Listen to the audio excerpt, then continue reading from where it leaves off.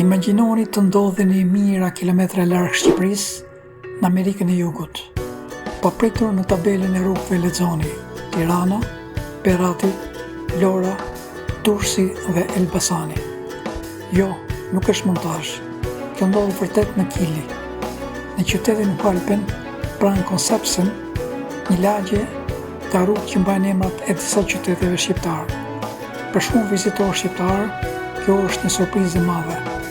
Por si përfunduan këta emra atje, deri më sot nuk ekziston një dokument zyrtar që ta shpjegojë plotësisht. Nuk ka provë se në atë zonë ka pasur një komunitet të madh shqiptar që ka vendosur këta emra.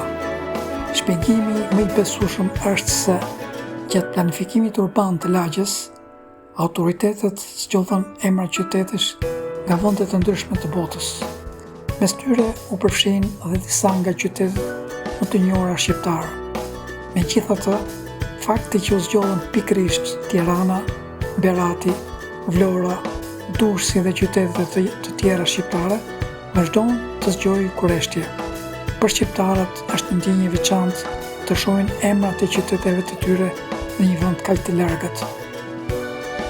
Në anën tjetër të globit, ndoshta një ditë do zbulohet arsye saktë.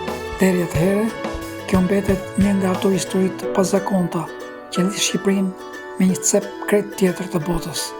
Herën tjetër që të dëgjoni për Kilin, kujtoni se atje ekzistojnë rrugë që mbajnë emrat e qyteteve tona.